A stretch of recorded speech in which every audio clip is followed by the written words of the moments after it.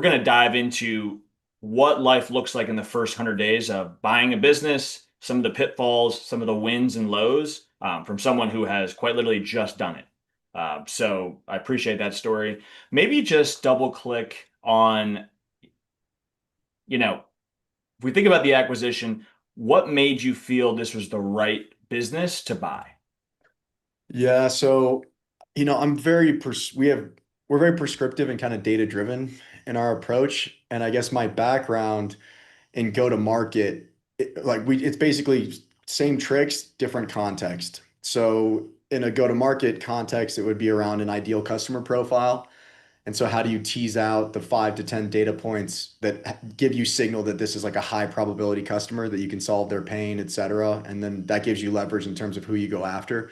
So we applied that to our origination efforts. And I guess I should mention that too, like we cover all the bases. So are we, my team's not that big. But we originate, diligence, capitalize, structure, transact, transform, operate, and exit. So we cover the whole life cycle of an asset or private equity value creation. And so we have a very prescriptive buy box, search criteria, however you want to think about it. And there are a few things in our game, and for those that are in the B2B SaaS world, this will probably land pretty cleanly. For those that aren't, I apologize for all the acronyms, death by acronyms. But we look for, and like we're the growth agents, and I guess so. The context for us is these are founder-led, bootstrapped SaaS businesses, and so what's often the case is they're very intimately familiar with the pain points and the problem that they're solving. They bring a ton of empathy. They're almost always technical and product centric. And so these businesses grow and they achieve like a certain plateau because there's not much go-to-market execution or rigor. And you ask the founders how they've grown, it's like, well, people call us and buy it. It's like, okay, I think we can maybe do something on the go-to-market side. And that's really like my background, my DNA is chief revenue officer. So think all things to do with acquiring, retaining, and expanding customer relationships over time. So at the end of the day, it's kind of like that founder story where it's like, okay, like tell me about this. And it's like, well, I operated in this world for many years. I noticed this thing really sucked. I knew a software engineer. We started to build the thing. It organically took off. And now all of a sudden we have this business that's meaningful and enduring, and we don't really know how to grow it. And we've been at it for a while. And so we're ready to kind of hand it off to someone who can take it to the next chapter. And we still want to be involved as equity owners more often than not, etc. So if that story lands pretty well, then we get excited. If I was to break that down more quantitatively, we like logo retention is the number one thing for us. So for the entrepreneur startup people, like product market fit, it's kind of a dark art and lots of different debates around how you measure it. But bottom line is if your customers don't leave, that's a good, data-driven, quantifiable thing to stare at and say, okay, there's utility here. There's reason to believe that, this is a productive product that's going to be successful in the long term. So logo retention is without question the thing that we look for. And then from there, it's kind of Goldilocks. So like we don't look for high explosive growth, and we stick to these mature industries that are behind the digital adoption curve. So we know they're stable. Like we don't go after big growth categories that get a little bubbly or they're volatile, or you'll get the venture-backed entrants. Like I think yesterday or today, Chat OpenAI announced that you can do meeting transcripts, and like the thought of participating in a category where an incumbent could just make a little move, like kind of itch themselves and totally wipe out a whole category is absolutely terrifying, and that's not something that we play around in. But to answer it very explicitly, logo retention is the name of the game. They need to be competing or operating existing in a niche vertical, and we can quantify that by different metrics. And then we look for some profitability, and that has implications in terms of how we structure the deal. We need, like the OG saying, you'll know this one, Maddie, is like, can the business afford to buy itself? So we use the cash flows from the business to service the debt to make the acquisition. So we need profit there. And then growth, we just want to see non-stagnation. So single, maybe low double-digit growth, but we're the growth agents. So if something's ripping at 40% year over, it's like, all right, good, good job. Go raise some growth equity and just hold on to the rocket because it's buzzing. So I can get more quantified, but that's generally what we look for. And it's just like, is it in our sweet spot? And do we have reason to believe that there's really strong product utility and value and the customers love it, et cetera? And then we go from there and we just build go-to-market infrastructure and introduce some systems thinking, some data-driven stuff, and away we go. Yeah, and a lot of your takeaways are such key points. Just double clicking on a few. Uh, don't push off the ability to service debt, which a lot of, in acquisition world, that's kind of the secret sauce is the price you pay and the ultimate like valuation, because there is a steep disadvantage if you overpay. Um, Mhm. that's kind of one key nugget. The second one, which you mentioned, is you like to stay in your lane. You have a very niched focused vertical and you've been able to prove that well. So I guess my question is for someone who maybe is just starting their search and they're kind of lost in like, what do I buy? What would you tell them? Yeah. It's funny you were talking about like good chat GPT. I jokingly call them kind of K-holes that you just like fall into. But then there's some like kind of required reading. Harvard Business Reviews, How to Buy a Small Business, Walker Diebel's Buy Then Build. So, like, ultimately, you want to get to an explicit sentence of what you're looking for. So, it's like for us, it's niche vertical SaaS firms, or actually, well, it's on our website. I haven't been in origination mode in a long time, but it's on scalingmeasures.com. But you should be able to encapsulate what you're looking for in a sentence and the gap in that business, and I guess the assumption here is that this is going to be a very active, we're going to take hand in transforming this business and incrementally making it more valuable based on these levers that we've identified. It's not so much a buy and hold. Like you're not buying laundromats, levering up and collecting cash flows and treating it as like passive income. This is like, we're going to buy the business. I'm going to CEO it. We're going to make it more valuable than it is now. So it's really a function of kind of first starting with like, what is your edge? Like, what do you bring to the table? And for those that are like, oh, I don't know, ChatGPT is a beautiful thing. Like that EKG exercise is interesting. You can feed it your accomplishments and track record, but all of you generally probably think, okay, I either fit in like an operations, product, or sales and marketing lane. And this is the thing, the gap or the delta in the business that we're going to acquire. And that's how we're going to make it more powerful and more beneficial. And then you want to steer clear of competition. So I think as we say all the time, kind of follow the poll. Like you should be generally inclined. You should know that you are in the top quartile or elite in some kind of functional thing or some field or some discipline, and that's where you're going to apply yourself. Um, but beyond that, you want to also avoid competition. So I saw a meme the other day that was epic, and it's like Stanford MBA grad hears that local HVAC company's for sale, and it was like some guy like jumping down escalators to try and go and meet it. So it's like, especially in search or acquisition entrepreneurship, however you want to think about it, which I identify as, uh, like you want to steer clear of the played out games, which is I want to buy a service-based business in this location that cash flows, pretty significantly. I'm going to do a roll up and make it a regional player. Like a lot of those tricks, and there's some interesting data too. I think and Stanford has, like they I think had the first structured kind of search entrepreneur program. And when they released it, it was like their 2003 MBA class. Like historically, it was like 60% went into investment banking, 30% went into management consulting, the other 10% went into tech or startups. And it was like that next graduating class, like 80% went into a search fund.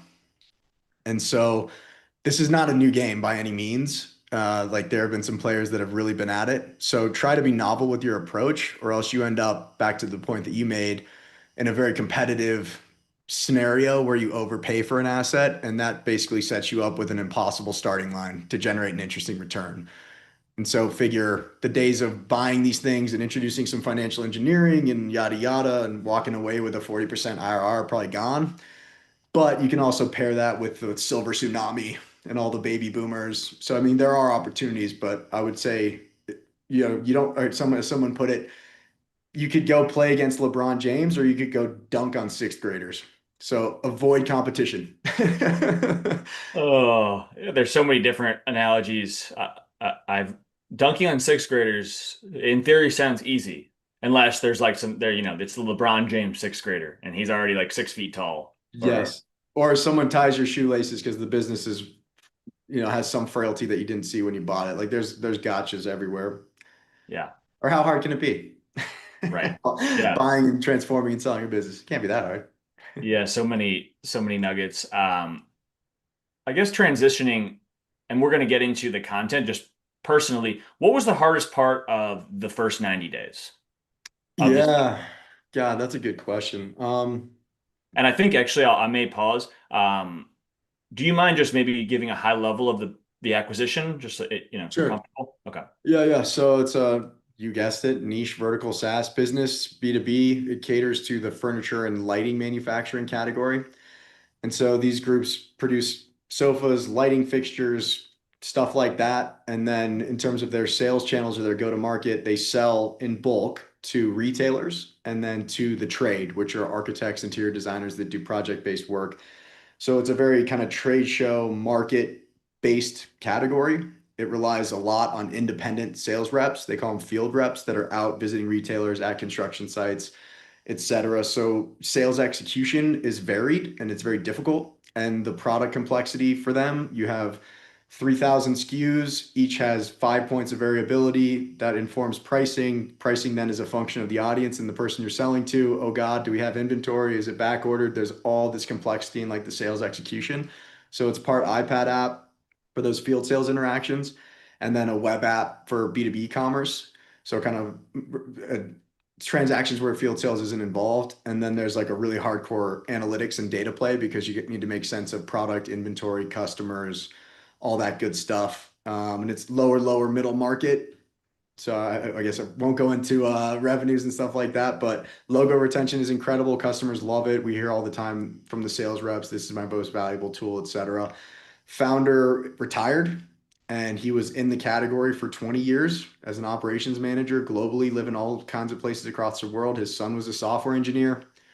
He solved his own pain points, basically ate his own dog food. That turned into an organic thing. Fast forward 10 years, and he's got a totally amazing business. And he was ready to kind of hand it off to someone that could steward. And I think depending on the audience too, like what makes this a fit too, you also need to think about which buyer profile are you, because private equity is a dirty word for a lot of people. So, the convention is we're going to come in, we're going to kill R&D, we're going to totally stall out product velocity, and we're going to jack prices up, and we're just going to kind of milk these recurring revenues into the sunset. And you can compete that way by being a human and I'm a human. This is me with my family. I'm going to love the shit out of this business. I'm going to treat your customers right. We're going to invest in the stuff to take it to the next level, etc. So that's context. And my crew is me. I have a CTO, transformation CTO, a head of technical operations. You can call it go-to-market engineering, etc. I have a chief of staff, which for anybody listening is an incredible point of leverage once you first get into the game. They're all things kind of integrator, keeping the trains on time and making sure that stuff doesn't fall through the cracks for you because it's your job to maintain radical focus on the highest point of leverage at any given point in time. And then I've got kind of a bench of designers, account executives, salespeople that have worked for me in some way over the years that are always kind of eager to jump in. So all to say that, the hardest part of the first 90 days, God damn. I mean, there's some different ways to skin this. I think one is you have to onboard yourself while onboarding a team. So that's weird. Like you have to like you have to figure out a way to crash a learning curve such that you can convey it and coach the rest of your people and get them up to speed fast, which is weird. And you kind of have to unwind a whole shitload of shit from diligence. Like a big mistake is thinking that you're woke to the business and the nuances and the category, yada, yada, because you spent 6 to 3 months diligencing the business or you spent 2 years understanding the category. And that's like a big gotcha is, in our context too. And I imagine most of you, your edge is going to be to introduce systems and analytics and visibility and operational rigor. So assume that founder-led middle market businesses have terrible systems. Their system, like it's like they for sure have accounting and it's in QuickBooks, and unless they're working with your camp, their accounting is totally whacked. They have probably no thought process around a CRM, and if they do, the records are terrible. So you make all these assumptions based on diligence, which is kind of inherently flawed because the underlying systems of record aren't there. So it's very hard to establish a data-driven point of view. So you come in and it's like, I know this category, I know what we need to do to grow it. And it's like, nah, you have like a 60% informed point of view on all this other stuff. Like your number one priority is to clean up the data and run it on clean data for 60 days or so, and then kind of come back to the drawing board. And so with that, like what you need to do to generate the target kind of return. So it's like, all right, by way of metaphor, it's like, all right, we want to travel to Greenland, but we don't have a map, or the map we have is all janky and fuzzy. And so after you can clean up a point of view, it's like, okay, Turns out we got to fly for a chunk. We need to cross a big body of water. And it's like, all right, we need a plane, we need a boat. Planes and boats run on this. And so you have to kind of come back and not feel like, oh, I missed during diligence, or it's just part of the game where, so I guess all to say you need to unwind a whole lot of stuff that got you excited about the thing that makes you feel confident that you can execute and really approach it with like a beginner mindset and fresh eyes.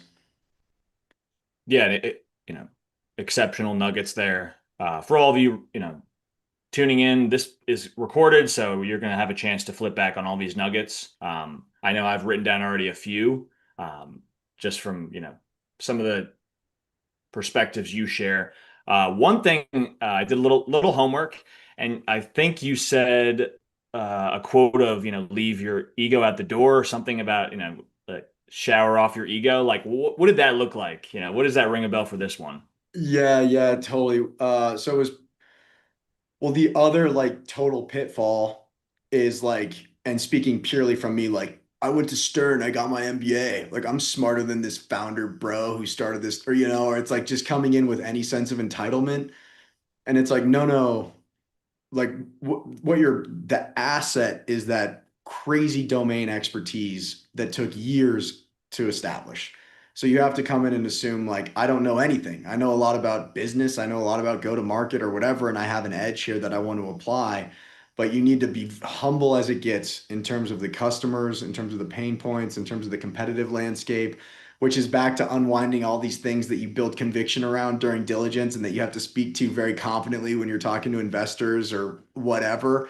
And so it's like, I feel really confident, but like I don't have perfect information, not even close. And it's like the old, it's everybody has a plan until they get punched in the mouth.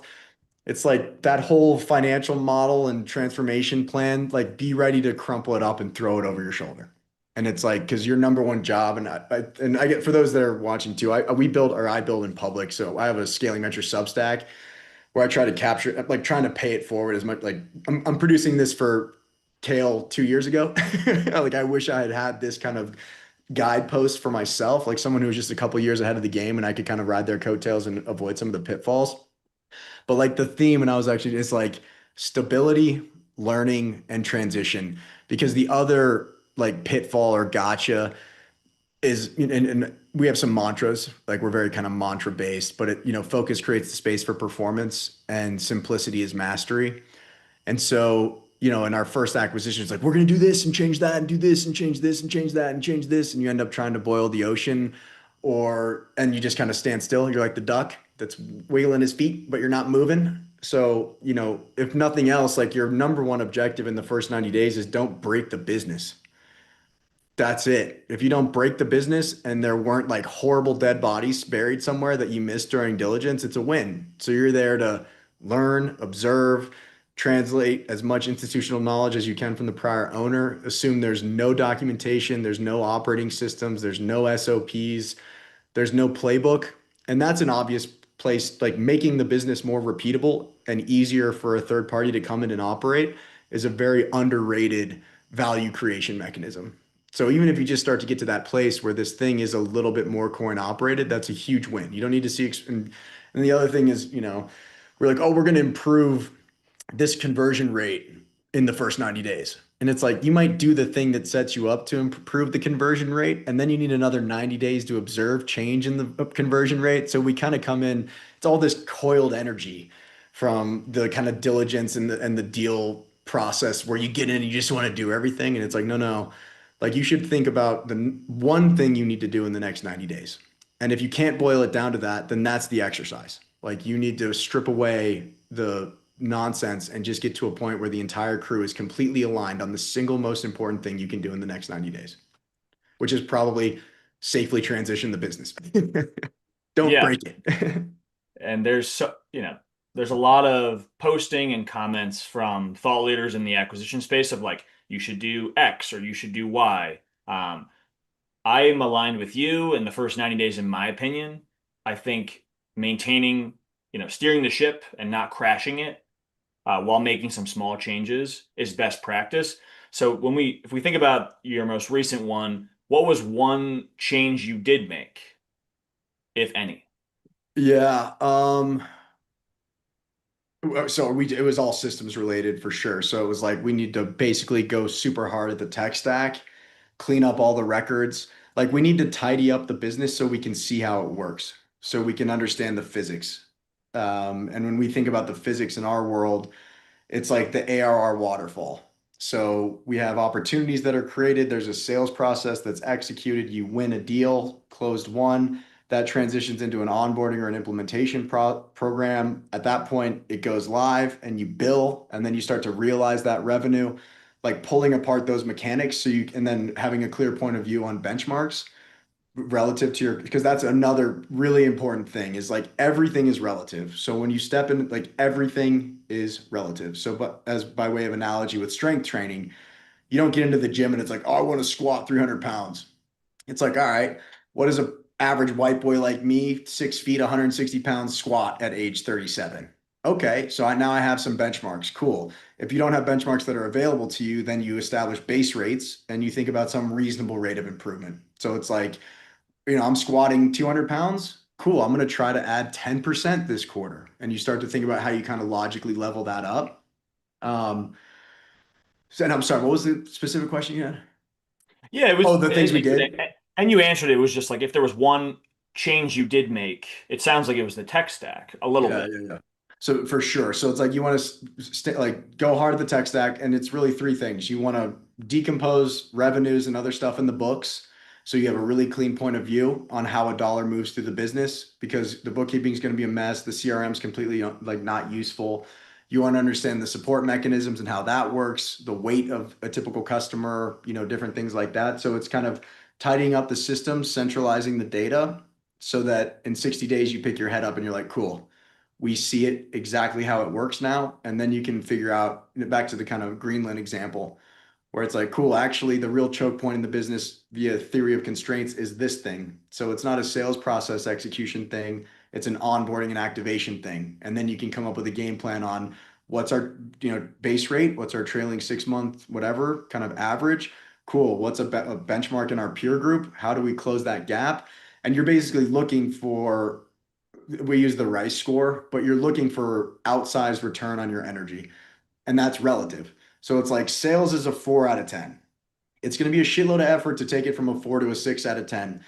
Customer success is a 1 out of 10. And we can take it from a 1 to a 7. So you start there. So the fitness analogy lands pretty hard. So that's another one in ChatGPT, go nuts. It's like, hey, how do we think about functional maturity? Can you give me some base rates and some benchmarks that are specific to laundromats in the Southeast or, whatever, and go deep research on it. And that'll give you a good point of view. So anyway, there's that. And then the other piece too is what's very important is extracting the tribal knowledge. So the assumption here is that you made the acquisition, there's some kind of transition period that's agreed to with the founder or whoever. And it's like these core humans are going to stay involved in the business for this amount of time to facilitate a smooth transition. And so you want to think like one of the most productive things ever, which I would highly recommend, is do an hour long conversation, or maybe at the start, it's 2 hour long conversations with the core tribe, just talking about, tell me about this, and just raise topics as they come and record it. And then once that recording's done, grab the transcript, turn it into a blog post, turn it into an internal training document, turn it into an SOP, turn it into an FAQ for the product. Like you'll get tremendous leverage from that. But you want to extract and codify as much institutional knowledge as humanly possible. And power law applies everywhere. But you want to think like, what are the 20% of processes that make this business go? Cool. We need to document those and make them repeatable and introduce some quality management and kind of iterative improvement stuff there as well. Like needs feedback loops on all that stuff. But that's another super productive exercise. Yeah, and all great takeaways. A transition I wanted to move into is the question of this idea of trust. Trust, with Good the talk. team, trust with your customers. I talk about this and post about it frequently. I call it the trust test. And sometimes in the first 90 days, a new owner operator will experience the trust test. The test with a legacy customer who now wants to change payment terms, or Mm, a vendor who historically, you had to pay them on a net 60 basis. Now he wants 30 because he doesn't trust you. Um, mm, how did you build trust? Did you experience any of this? What did that look like? For sure. So back to like private equity being a dirty word, assume that the everyone is going to be very concerned. Like the default is not like, whoa, new influx of capital, talent, resources, they're going to take this business to the next level. It's like, oh God, they're going to chop shop this business and just kill the soul. So we have a saying, and I guess it only works if it works, but it's if you tell the truth, you don't have to remember anything. And so that's a Mark Twainism. So then it just becomes a function of like transparency. So one of the or most important things ever is that communication to customers and how you frame it. And so that is another probably one of the most important things in the first 90 days. It is or just don't take it for granted. But this concept of like customer transition, and a lot of that depends on the customer concentration. Ideally, none of you are buying businesses that have customer like where one customer represents 20% or more of the revenue, because if that customer walks out the door, oh shit, we used an SBA loan and oh God, we can't service the debt now. And oh my God. And it just gets moved south really quickly. But with the customer transition stuff, I've found that again, just tell the truth. It's like, yo, this is who I am. This is my background. This is what we plan to do with the business. These are our plans in the next 90 days. You can hold us accountable to these outcomes. I will visit with any of you and talk through anything that you want. And you can pair that with like that first tour, if you will, of we call it a voice of customer.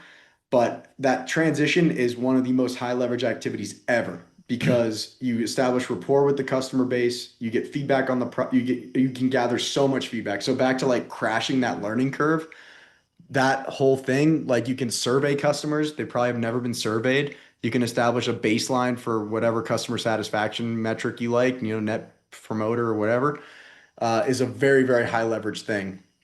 And then the same can be said with the team. And so a lot of that comes down to how you get down and just operating method. But it's like, and you'll have a thesis. So I guess if you plan on cleaning house, the team's going to be nervous and you should just tell them and come in and be super fair with severance and all that other kind of shit.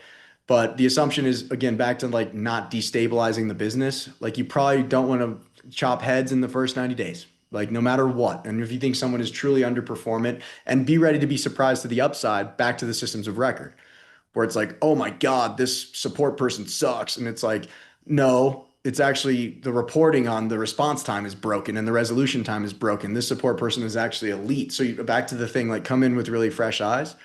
And so obviously customers is the number one priority because if some of those revenues break down, you're in a pinch.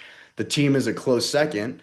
And if it's done correctly, the team should be so jazzed and it should totally invigorate them. And it's like, here's your role. We're a performance-based culture. Here are the standards that we subscribe to as it relates to your function. Here are the goals for the business. Here's how the work you do attaches to these goals. If we stick it, this is the kind of cool incentives and shit that you can expect. There's opportunity to participate in the equity scheme. Like, I guess one proxy is that you should emerge from those first 90 days with the team jumping out of their seats, fired up, and the customers subscribing. If your plan is to transform the business and make it better, if your plan is to come in and kill investment in product and making the thing better and rack it up prices and do the other shit, hide from customers, like don't proactively seek out any of that shit. Don't even tell them about the transaction. Don't do it. And then I guess one final thought too is and we're so conditioned this way where I was used to like, all right, here's my bullshit quote for the press release. And it's like, we're thrilled about the new partner and we're going to tremendous upside. And it just doesn't mean anything.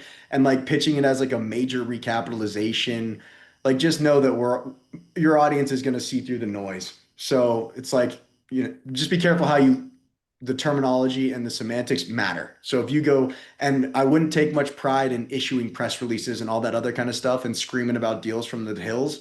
No one cares about that. They care about achievement and value creation and stuff like that. But be very thoughtful about the language you use, especially when you kind of communicate with customers. Yeah, all great points. Wanted to double click briefly on the team aspect because you touched on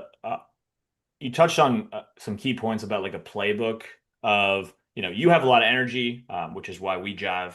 just human to human. How do you, did you learn how you think about team structuring and getting people excited in like a playbook from your first acquisition? Did you read it in a book? I guess for those listening, you know, after hearing your spiel, like, is this self-taught? What does that look like?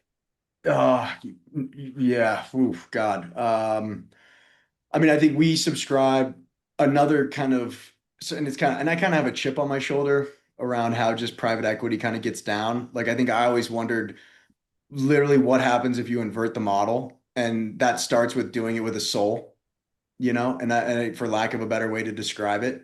So conventionally, it's like throw bodies at it. It's like, all right, you want to grow the business, hire three salespeople, give each of them a 500K quota, and you'll grow the business by $1.5 million. And it's like, well, that's so detached from reality. And we would rather, so we think a lot about revenue per employee, EBITDA per employee.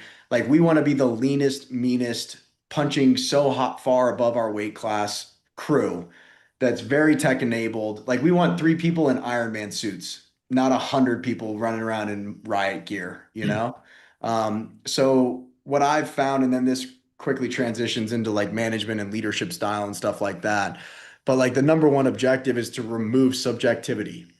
So it's not like, I think you should do this, or it would be great if you did more of this. It's more about, here's how we measure performance in your domain. Here are best practice tactics that have been crowdsourced from the best and the baddest among the entire category. And so this is the bar that we are going to objectively manage you toward. And then it becomes a function of very thoughtful kind of planning around entrepreneur operating system. We kind of have our own flavor of it, but EOS is the best in town. Read traction. So it's like, all right, this is like the 10-year vision for the thing. This is a 3-year plan. Here's how we'll measure it. This is a 1-year plan. This is this quarter's priorities that foots to the thing. So you basically start with the end in mind and reverse engineer your goal. And so it's very important that everyone is super clear on the metric that they impact that impacts the whole damn thing all the way to the 10-year game plan.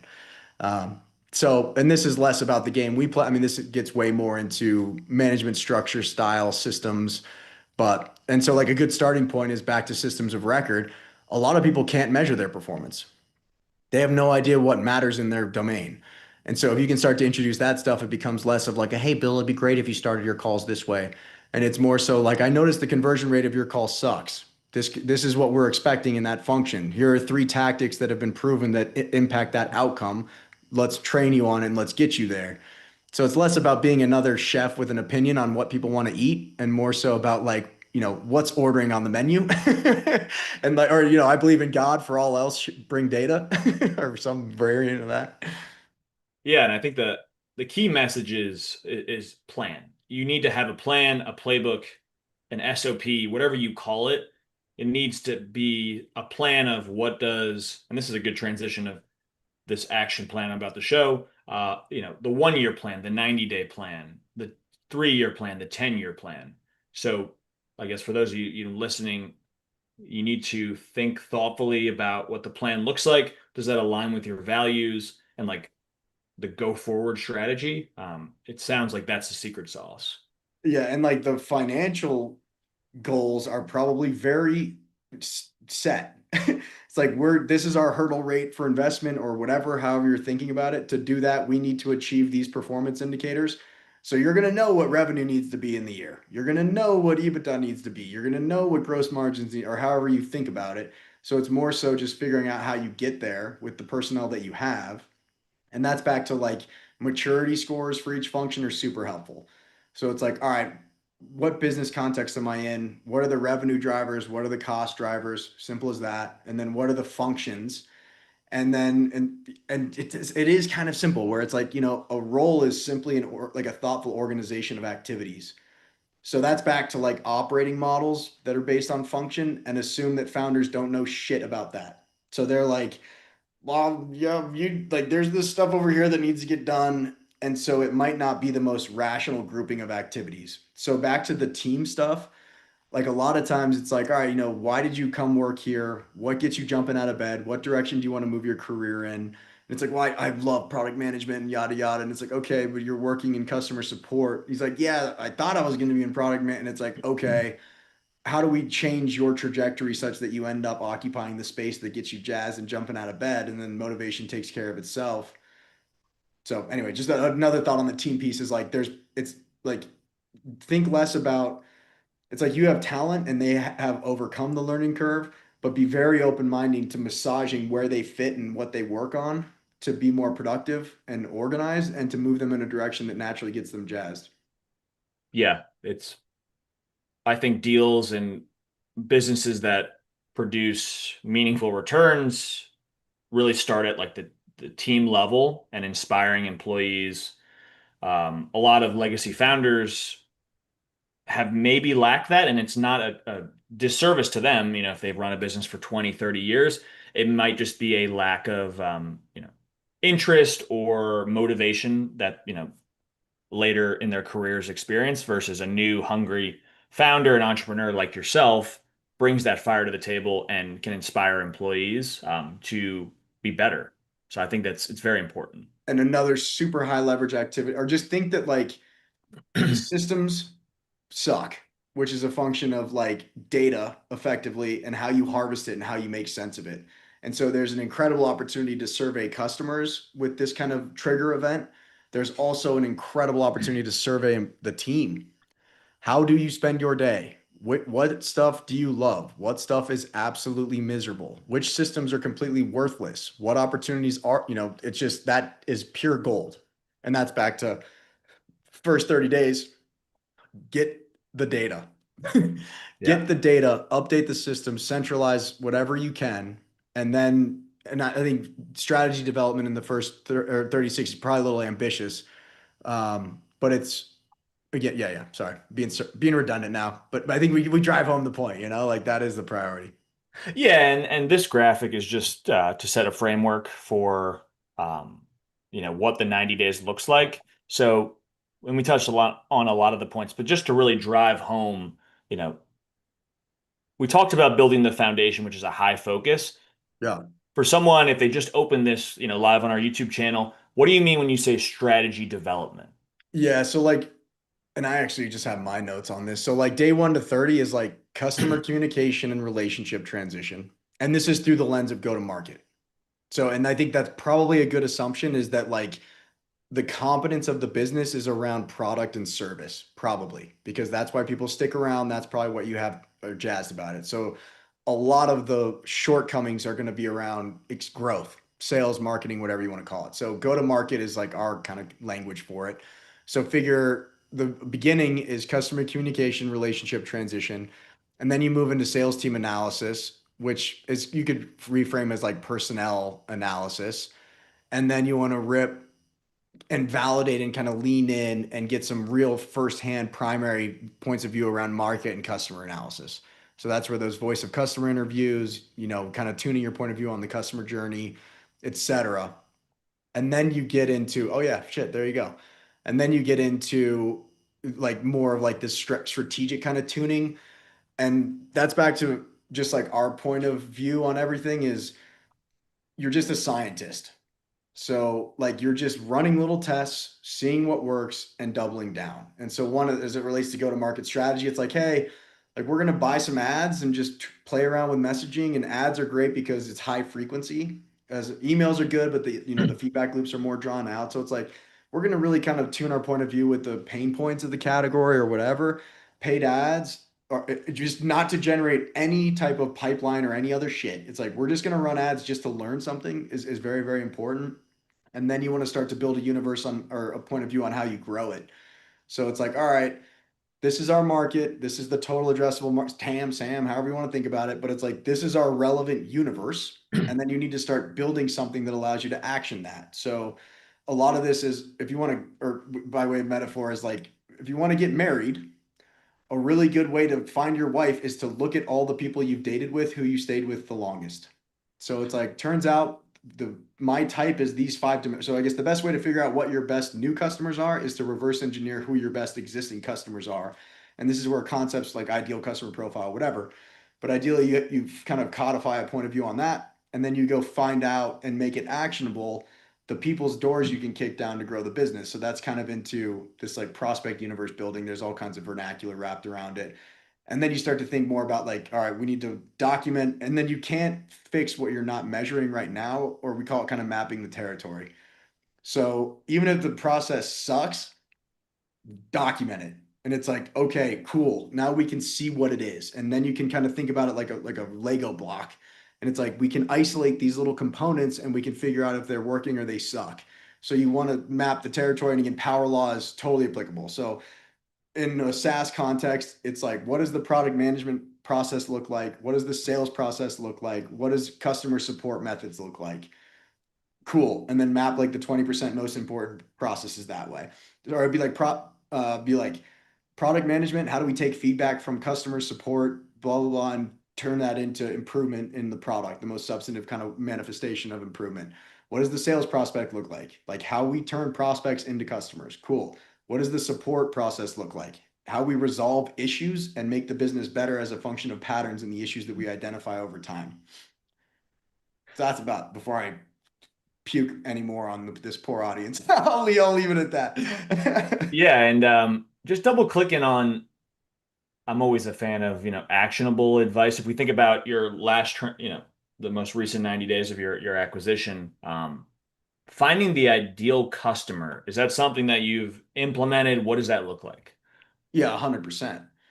And God bless the LLM era. Holy shit. Like back in the day, it was like, okay, we're gonna buy the or and like firmographics is like generally kind of the point of departure. So it's like, if nothing else, it's like and this is a B2B focus. If you're in a consumer focus, you just need to twist it a little bit. But it's like, all right, our customers, who pays us the most, who has the best retention, who has the best usage, and you kind of triangulate around that. Cool. Then you try to establish as much surface area for quantifiable, observable data points as you can. So like the usual suspects are like, where are they located? What's their revenue? How many employees do they have? What tools and technology do they use, etc. So that's a very good starting point. And in our era, like you just LLMs go, or sorry, back to OG, you then do cluster analysis, or you do like regression, and you needed like a PhD statistician for it to be worth a shit. And you would try to establish a point of view. Now LLMs are so good at pattern recognition. It's like, here are our 100 best customers. Here are the data points that we have. Find the patterns, and it'll come back to you. And the thing there is ICP is relative. So it's like we have, it's probably going to be a numerical score. So 100 is a grand slam, 0 is miserable. Then you understand your customer base. Cool. You isolate the top quartile. What are the patterns in that top quartile? There you go. There's your map to growth. Um, and then, well, yeah. So deep research is your best friend. All these tools now are so good at pattern recognition, and with tooling like Clay for data enrichment. So it's like, cool.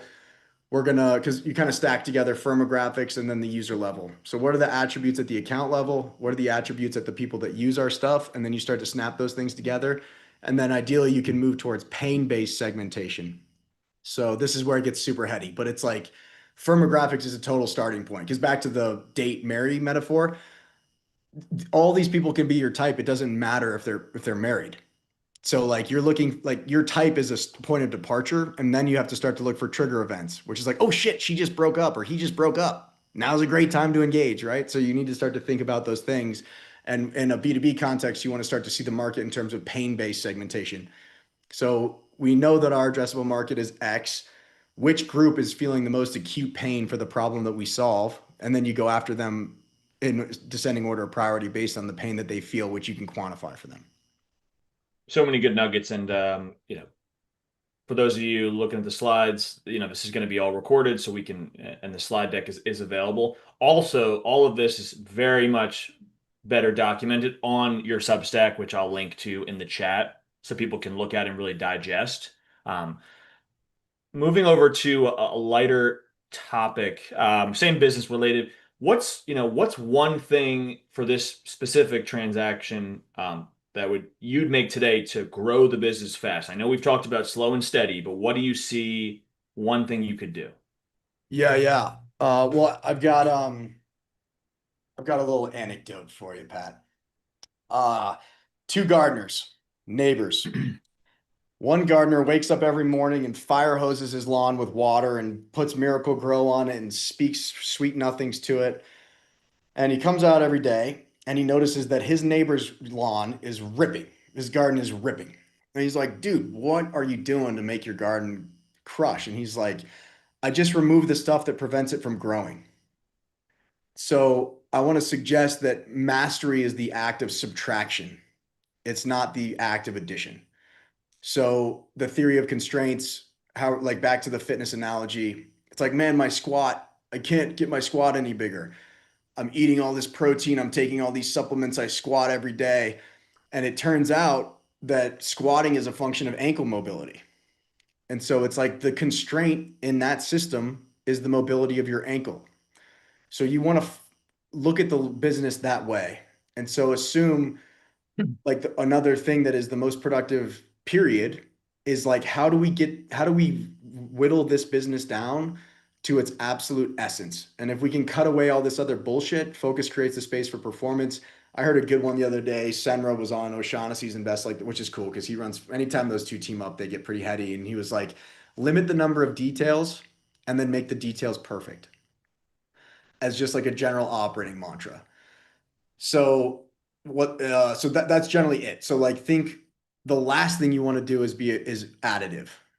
This like generally, especially in the first 90 days. Like assume if you can just cut away and back to power law, 20% of the activities in the business are generating 80% of the results.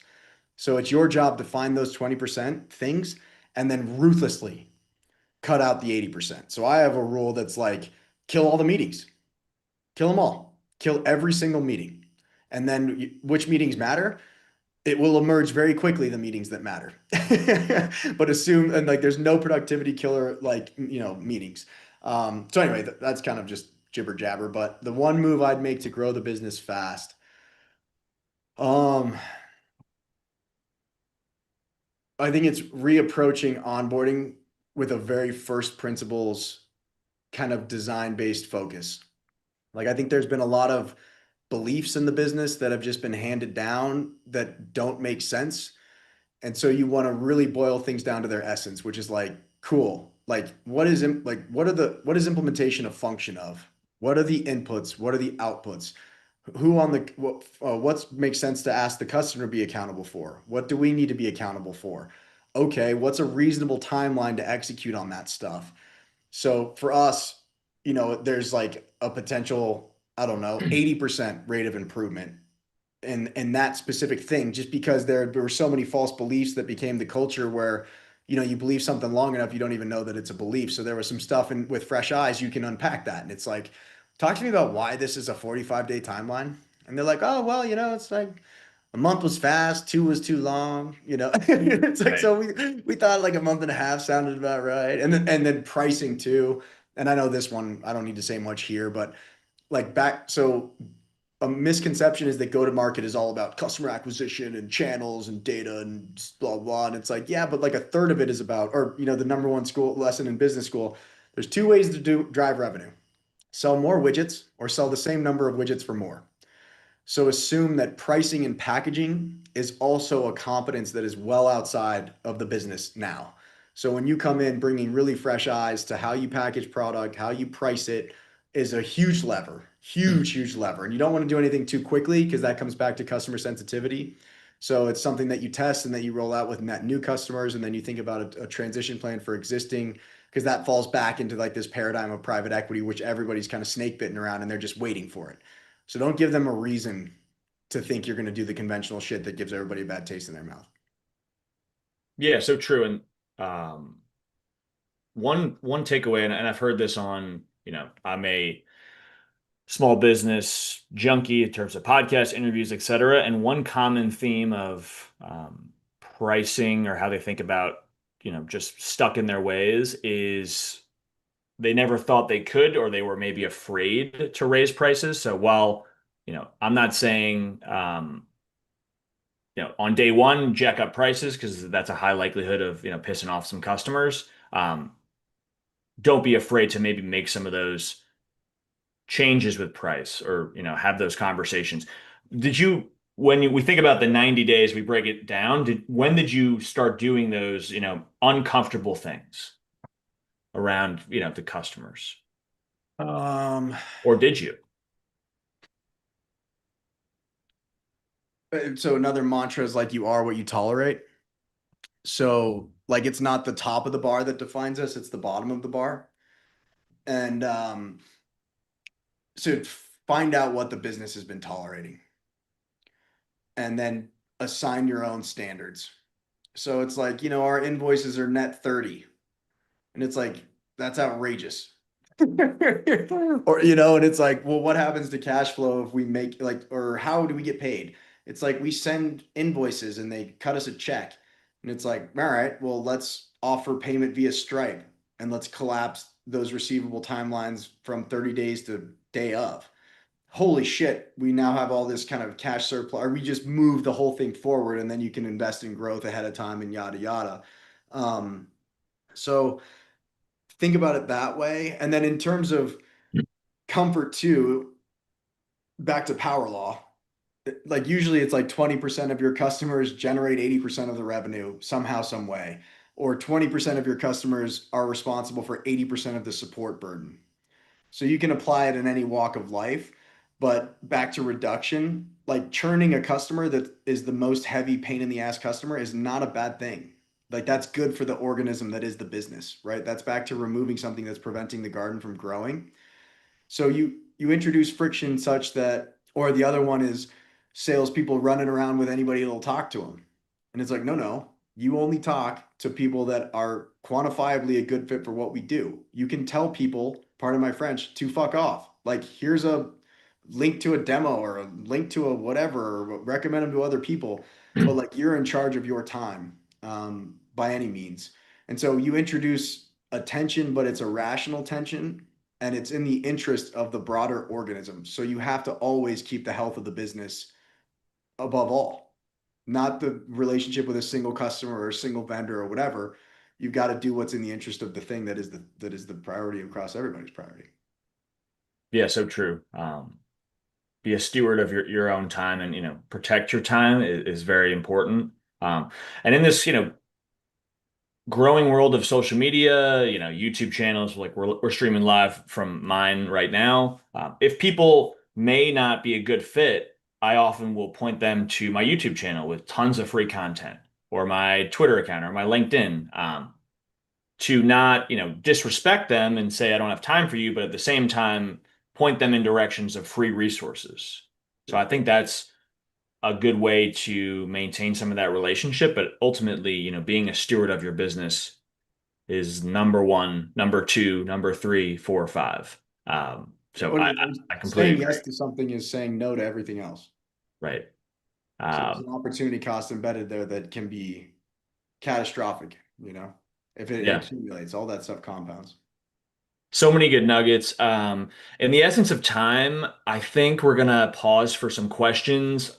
So if you have any questions in the chat or want to say, to Kale or I, feel free to do those now. While we're kind of waiting for those to trickle in, Kale, any other last kind of things you wanted to you touch on?